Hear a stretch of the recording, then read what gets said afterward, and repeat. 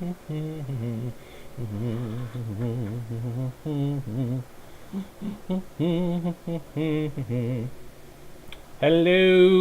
everybody, and welcome to Fallout. No, wait, this isn't Fallout 4. No, we're actually going to do a little bit of a talk about Skyrim Special Edition, and try to answer some behind-the-scenes technical questions that you may be thinking, like, what's the difference between a 32-bit OS? Why is a 64-bit OS more stable? What does that mean for games? So on and so forth. So, first off, very first rule we're going to talk about when it comes to memory. How does memory work? What does 64-bit, 32-bit mean? Alright, first off, understand that your original Skyrim from 2011, the Legendary Edition, 32-bit game. Similarly not technically designed for multi-threaded CPUs, like, you know, a dual-core, quad-core, whatever. Multi-core has never really caught on with developers or be something to actually develop for, so they've never really optimized for multi-threaded cores. It technically has the functionality to enable it via INI changes, but there is a hardware limit. By being a 32-bit base game, Fallout 4 is 64-bit, Fallout Skyrim Special Edition is 64-bit, there is an absolute limit on what the memory can do. What is that limit? Well, to do that, we have to understand what being 32-bit means. It means that you have 2, because it's binary, computers are binary, 1 and 0, risen to the 32nd power. And that's a number of bytes. This is that number. This is 2 to the 32nd power. This is the number of bytes. Not megabytes, not gigabytes. We'll get to that in just a second. But number of bytes that Skyrim and any 32-bit game, including 32-bit OSs, can handle as their maximum. And obviously, if your OS is 32-bit, then a 64-bit game won't be able to get the most out of it because the 32-bit OS is limiting what the OS can see and thus what the game can see. So keep in mind that your OS has priority over the game. And this is total addressable space, so that means addressable by the OS and then addressable by the game. So that means if you have a 32-bit OS but you're running a 64-bit game, well, technically you can't install a 64-bit game onto a 32-bit OS, but assuming that you could do that, you would be limited by the limitations of a 32-bit game. Now, of course, you can install a 32-bit game onto a 64-bit OS. We're all probably running, what, Windows 7, Windows 8, Windows 10. Those are all 64-bit OSs. And they've been running the 32-bit version of Skyrim, Fallout 3, plenty of older games. So you can put a 32-bit on a 64-bit. The game is limited, but obviously your OS isn't. Now, first rule. This is the number of bytes, but that doesn't really mean much to you now, does it? But if we divide by the amount in gigabytes, megabytes, because it goes bytes, megabytes, gigabytes. So, this is how many megabytes a 32-bit OS is. Still a pretty large number, but not something most people can comprehend. So let's divide by 1024, because 1 gigabyte is 1024 megabytes, 1024 bytes is 1 megabyte. You see how the math goes. And 1024 gigabytes is 1 terabyte, and 1024 terabytes is so on and so on. You get the idea. Alright, so we take the number of megabytes and we divide by 1024.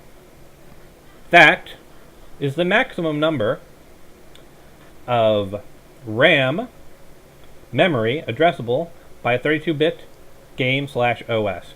4096, aka 4 gigabytes.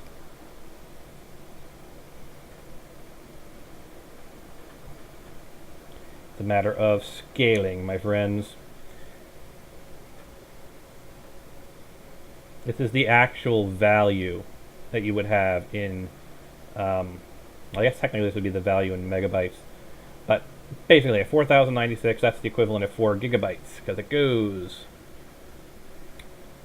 let's see, not here, should be here?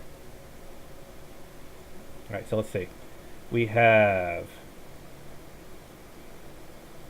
where is it? Byte, then kilobyte, then megabyte, and there's these transitionary ones, and then gigabyte, terabyte, petabyte, and I believe exabyte comes after petabyte. So, for our scaling example, this is, what were we just saying?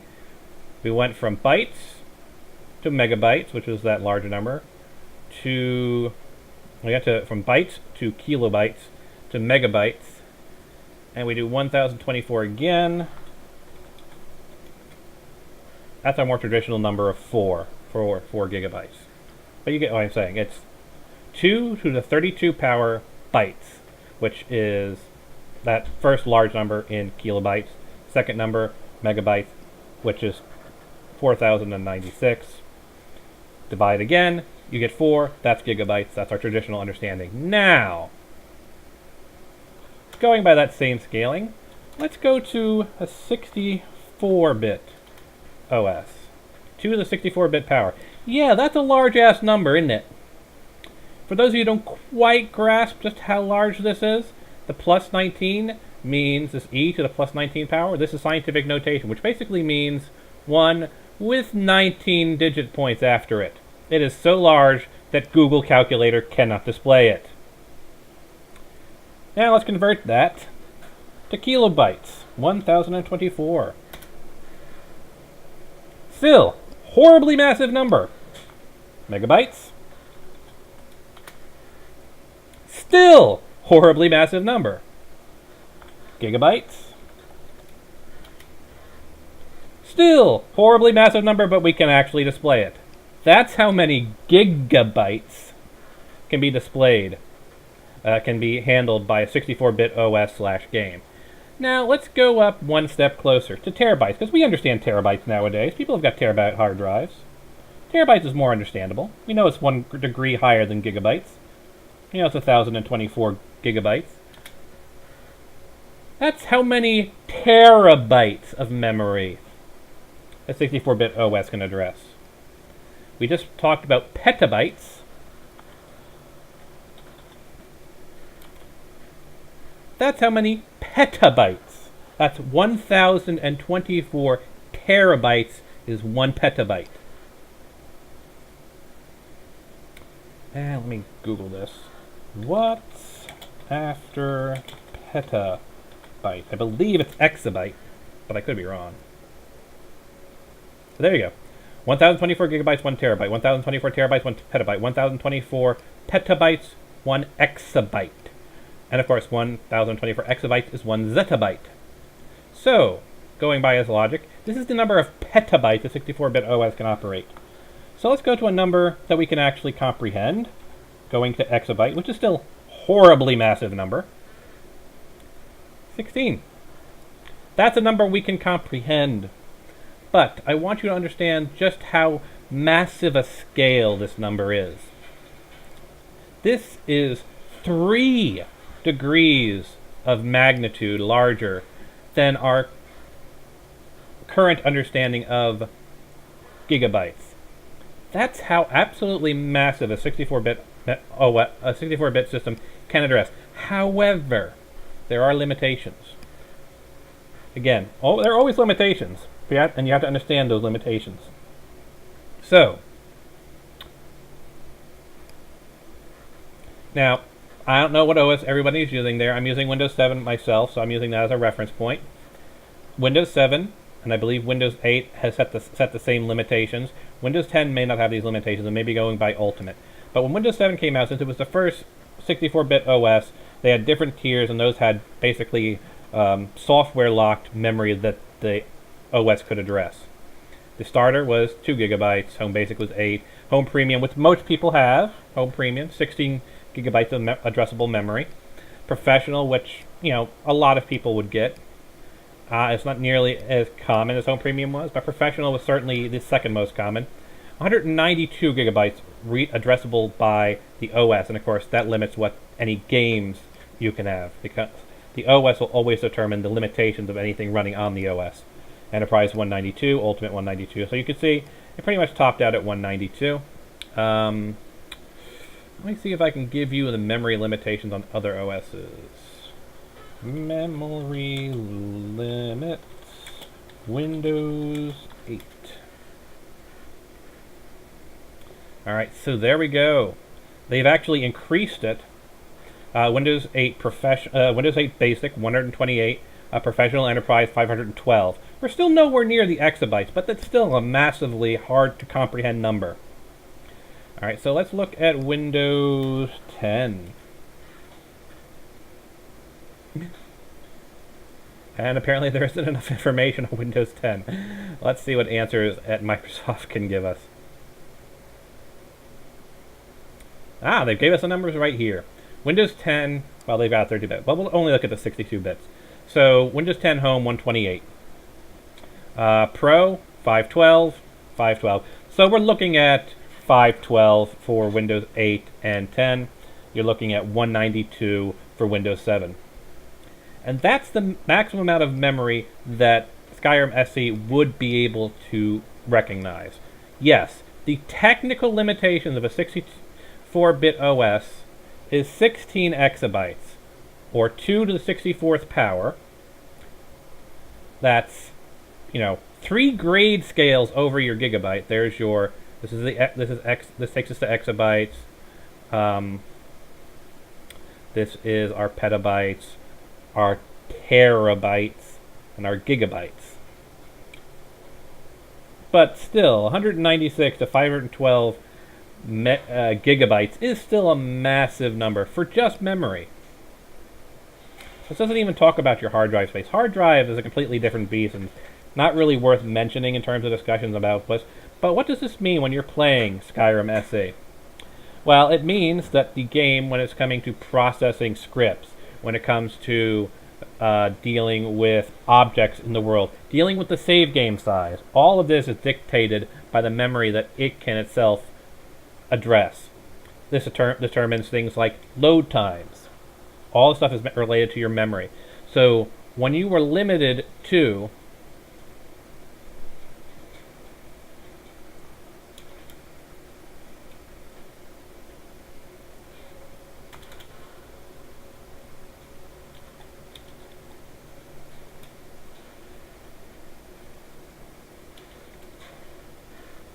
four gigabytes versus 196 or even 128, that's a big difference. For those of you who can't quite grasp the concept, we'll go with the 128 number. And we'll divide that by 4. Ironically, it's 32. So that means that your 64-bit OS, even on the lowest end of your Windows system, and of course other operating systems have other rules, but on the lowest end, has 32 times the memory of a 32-bit OS. That's addressable by the system. 32 times. That's the equivalent of taking 32 copies of Skyrim. Cram them all together. That's the memory of Skyrim SE can work with at the low end. That's the absolute minimum that it has available to it when it comes to addressing memory. So, I've heard a lot of people making the argument that my modded Skyrim looks better than SE. Yes, that's true. But my modded Skyrim Special Edition will make yours look like shit. And it will perform better. Because a 32 order of magnitude. Numbers don't lie, people. Now, let's see. What other questions have come up that I would like to address? Saving, I think, has been pretty easily covered, so I won't cover saving too much. Of course, I have done a previous video talking about Skyrim, and of course, it will be releasing at the end of today, so I'll actually be able to show you the game itself and be able to start converting some of my own mods. But, from what I can tell, from what I know, Skyrim has pretty much the exact same structure. It's just running on a 64-bit OS. And it's got, improved graphics and whatnot. So, is Skyrim SE worth it? Well, just from a numbers game, considering it costs the exact same as the original game, barring any discounts, because, you can't count discounts when you're determining the value of a game. You can't be saying, well, Skyrim is only $20 on Steam because it's on sale. It's a 5-year-old game. You can't really compare it to something that's literally just been released. I mean, I could make the same argument about half the games I'm in. I paid only $12 for the BioShock collection. That gave me 3 BioShock games because it was on sale. You can't really use sales as your argument that if something is worth more. Because if it's on sale, you're not paying the retail price. So you're paying $60. Well, what does that $16 get you? That $16 gets you all of the DLC. It gets you the base game, which itself released for $60. When you bought Fallout 4, you paid, what, $60 for it? You know, there's always sales and whatnot, but the retail price is $60. Plus, you had 3 DLCs, Hearthfire, Dragonborn, and Dawnguard. Now, if we go use Fallout 4, being the most recently released Bethesda game, with the entire modding thing in the scale, and we compare them to comparable things. We'll say that Hearthfire, which was just about building houses, a $5, settlement DLC.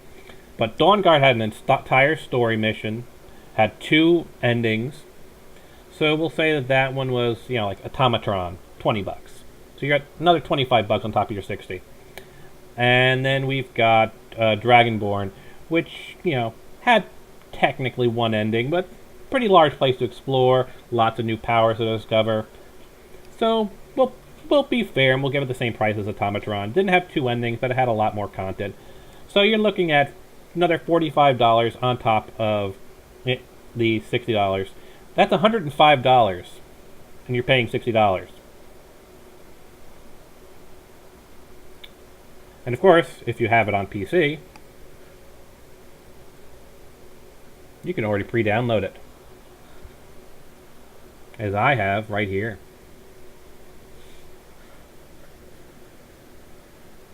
And if you're on PC, Xbox One, Steam, if you're on PC, Xbox One, or PlayStation 4, there's already mods. Oh, not PlayStation 4 because I'm actually not sure why they haven't. I think this might be something that has to do with Sony. I think Sony is not allowing mods for PlayStation 4 to be released, and thus Bethesda can't unlock that functionality in the creation kit until release day. But you can see there's already Xbox One and PC mods day one because of all the people who are beta access, excluding me, despite the fact that I make all these videos to try and clear up confusion and the fact that I make mods. But of course Bethesda didn't think me important enough to give beta access to, so I could inform all of you more efficiently. But I digress. So yes, day one, you will have mods. There are 196 mods. If we sort by platform, there are 78 PC mods. There are 94 Xbox One mods. And some actually don't have a PC comparable on Bethesda. Obviously, the Nexus will probably have all of these things. But there are some here that are only on Xbox One, I've noticed, that aren't on the PC comparative. Like, for example, well, I haven't seen that one. I just might not have seen it. But I know one thing that really caught my eye that I couldn't find for PC is this one. There is no blindfolds of Skyrim for PC. That's an Xbox exclusive, at least for now it is. And of course, PlayStation 4. PlayStation 4 has actually got some. So the PlayStation 4 has now got 24 mods. So the PlayStation mods are starting to roll out. And as we can see here, we know the limitations of PlayStation 4. We know they can't have any external assets. But look at what we've got here. We've got wise spell tweaks, which, if I recall correctly, is a change of the effectiveness of different spells. It changes around what spells completely play. This is a completely new player home, because it uses vanilla assets. This is a completely new player home on an island outside of Solstheim. I want you to grasp that. This is a completely new area of the game, but it's done with vanilla assets. This just alters your carry weight. This removes the invisible borders around the world space in Solstheim. That's the Dragonborn DLC, allowing you to basically swim out for forever without hitting invisible walls. And this is actually how Hermit's Hideaway works, because Hermit's Hideaway is beyond the borders. Bard's College bedroom. This adds a player home to the Bard's College. This changes around the quest objectives to make them clearer and easier to read. I'm going to spread some spoilers here. Kind of expect that when you're dealing with this type of stuff. But the Psijic robes are for... the Psijics are a group of people that you kind of run into. They're sort of... they're not really antagonists. They're not really protagonists. But they're just sort of... They sort of push along the Mages Guild quest line. But you can never get their robes. They're just unique to those NPCs. This mod allows you to wear this unique NPC-only clothing. This mod here allows you to have unlimited number of rings on your hand. This one disables the cinematic camera for kills. This gives you a ring to increase your carry weight. This is some of the immersive mods. So this mod changes around the the special effects of rain and snow. This one removes the clouds from the map. This gives more gold to merchants for selling stuff. This adds lamp posts on the roads. And this is done with vanilla assets. So this actually adds new lighting to the roads of Skyrim. So that when you're actually traveling the roads of Skyrim, you can see better. This allows you to craft scrolls. This is another new player home. This gives you some building supplies. This expands the Dark Brotherhood. This gives you some really broken equipment. This changes the loading screen text. This adds beehives to the Honeybrew Meadery.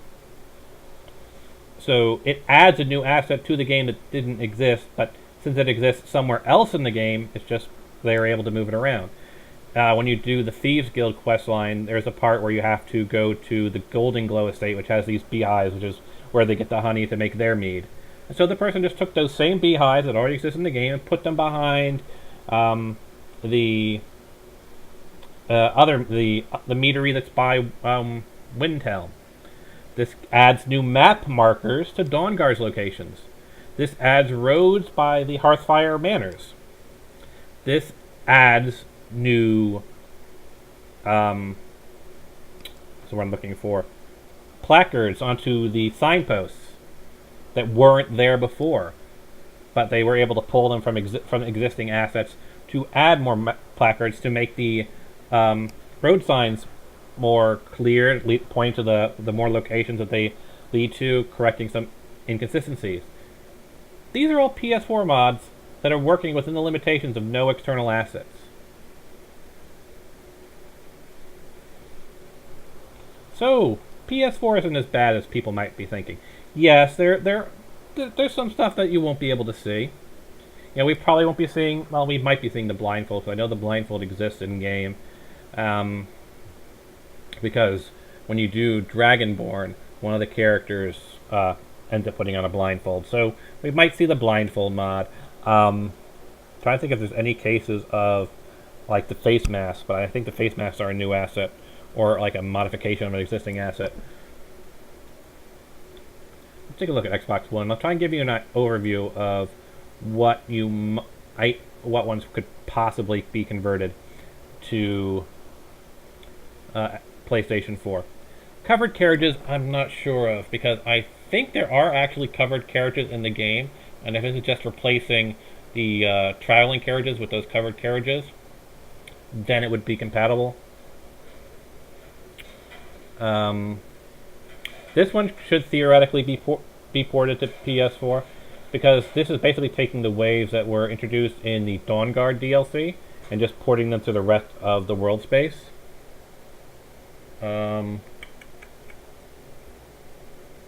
This might be, I might have some script changes, the one that changes the dialogue overhaul.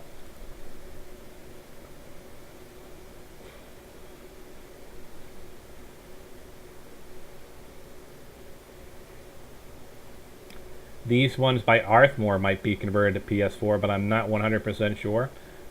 Until I've actually had a chance to get in game to see how much he actually changes the locations. These might be compatible with PS4, or they might have new meshes, or they might need some work.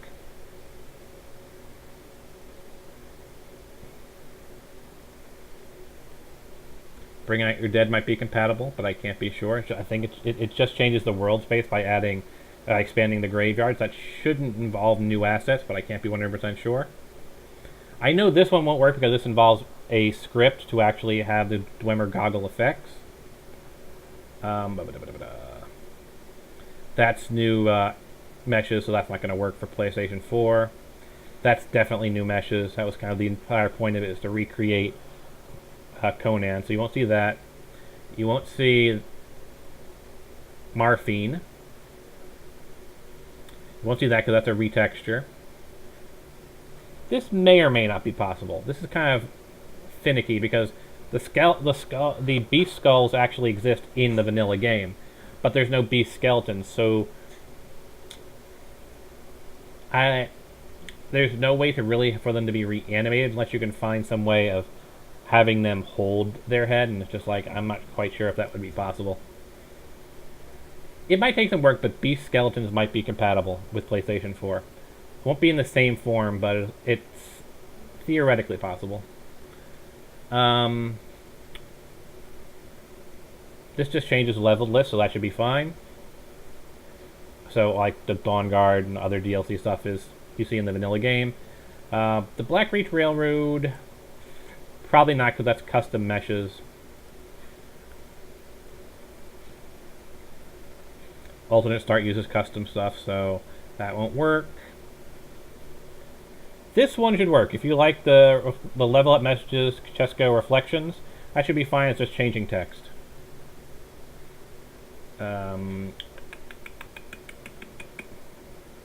Blades of Chaos you won't see because that's a new mesh. You won't see the Funny Follower, that's a new mesh.